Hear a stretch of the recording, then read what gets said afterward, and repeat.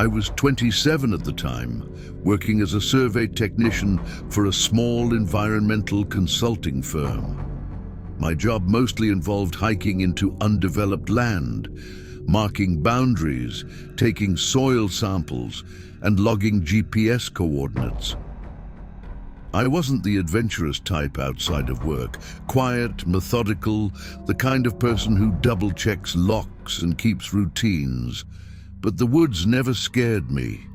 They were just part of the job. This happened in late October, a few years back, in a stretch of state-managed forest about 2 hours from where I lived.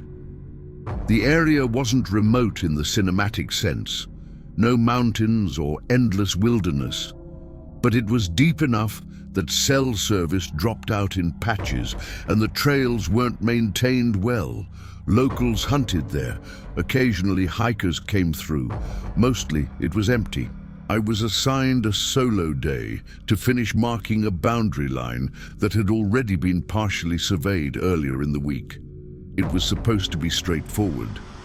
Hike in before noon, follow the flagged path for a few miles, log the last coordinates, hike out before dark. The morning started normally.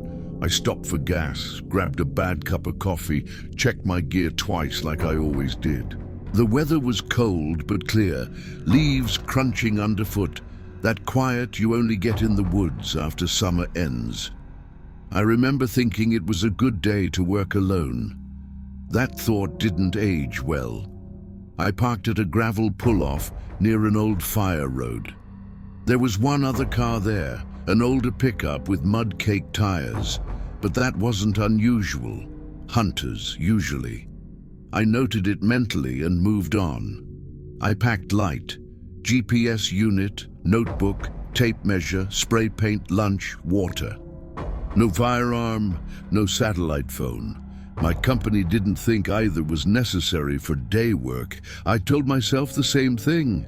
The trail started as a wide dirt road and narrowed into something more like a suggestion of a path.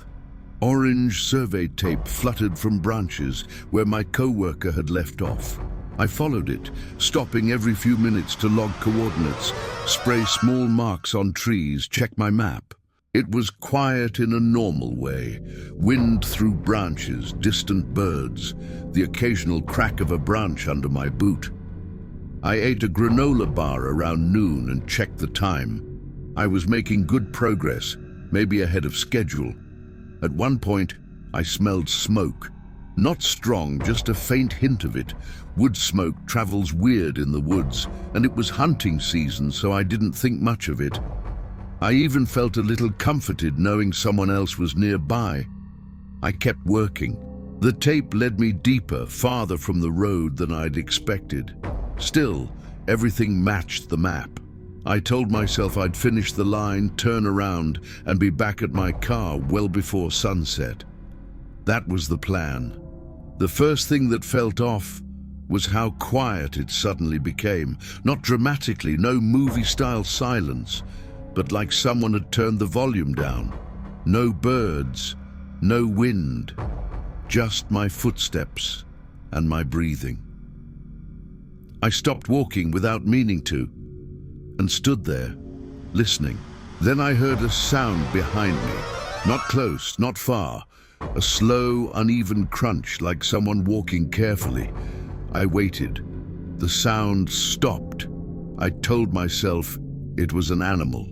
Deer move like that sometimes, cautious and stop-start. I even called out, "Hey!" without much volume, just enough to announce myself. Nothing answered. I shrugged it off and kept going, but I noticed myself checking behind me more often. The tape led me into a low area where the trees grew tighter together. Visibility dropped to maybe 30 feet in any direction. A few minutes later, I heard it again. This time closer. Definitely footsteps, not heavy, but deliberate. I stopped and turned around. Nothing. The woods looked the same as they had 10 seconds earlier. Brown leaves, thin trunks, tangled brush. I stood there longer than was comfortable, heart ticking faster than it should have. Finally, I laughed quietly at myself and kept moving. That's when I noticed the tape. One strip of orange tape ahead of me had been tied differently. Not how we tied it. Instead of a quick loop, it was knotted tightly, almost decorative. I stared at it, confused. Maybe a hunter messing with it. Maybe my co-worker tied one differently, and I never noticed. Still, I untied it and retied it the correct way, telling myself it mattered for accuracy. It mattered for another reason, too. The footsteps didn't stop after that. They weren't constant, which somehow made them worse.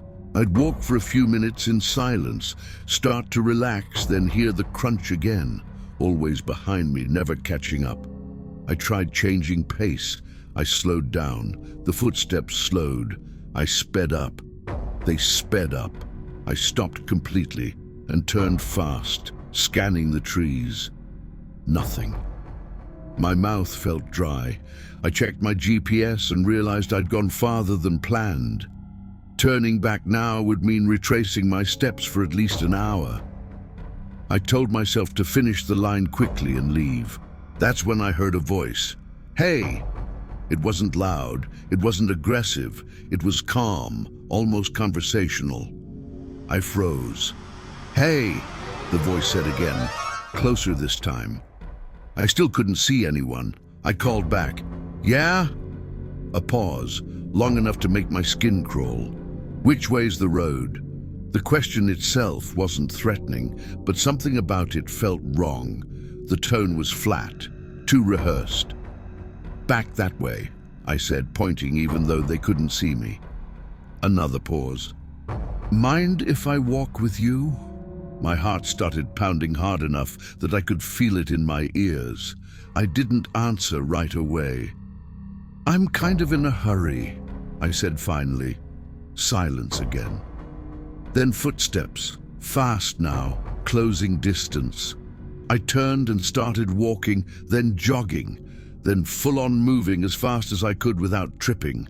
Branches snapped behind me. I didn't look back. I only stopped when I reached a small clearing I recognized from earlier work. I knew the road was less than a mile away. That's when I heard him step out of the trees. He was closer than I expected, maybe 10 feet away. He was a man, mid-30s maybe, wearing a dark jacket and jeans that were filthy at the cuffs. No hunting gear, no backpack. His hands were empty, but his posture was wrong. Shoulders forward, weight on the balls of his feet, like he was ready to move. "Didn't mean to scare you," he said, not sounding sorry at all. I didn't answer. I couldn't. My throat felt tight. "You're hard to keep up with," he added, smiling just slightly. That's when I noticed the mud on his boots matched the prints I'd seen earlier near the low area. He'd been following me for a while. "I just want to leave," I said. He tilted his head. "Then why'd you go deeper?" I didn't have a response. I took a step back. He took one forward. "Phone work out here?" he asked. "No," I said quickly. "Figures." He glanced past me toward the direction of the road, then back at me. "You alone?" he asked. "Yes." Another smile, this one wider. I backed up again until my heel hit a rock and I stumbled. That was enough. Something in my brain flipped from fear to action. I turned and ran. He shouted something, couldn't tell what, and started after me. I ran until my lungs burned, until branches slapped my face and my legs felt like rubber. I burst out onto the fire road and didn't stop until I reached my car. I slammed the door, locked it, and sat there shaking. I never saw him come out of the trees. I drove straight to the nearest ranger station, hands trembling on the wheel. I told them everything. They took notes, asked calm questions, nodded a lot. One ranger went back out with me later that afternoon. We didn't find anyone. No camp, no footprints by then. Too many leaves, too much disturbance. They told me it was probably a transient or a hunter messing around. Said I did the right thing by leaving.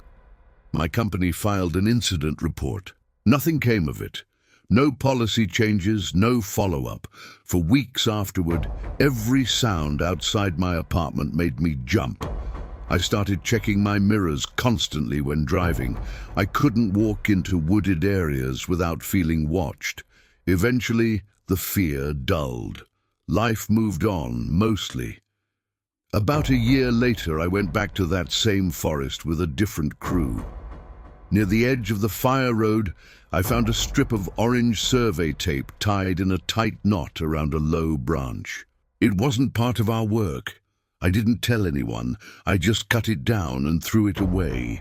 Sometimes I wonder if he knew I came back, or if the woods just remember better than we do.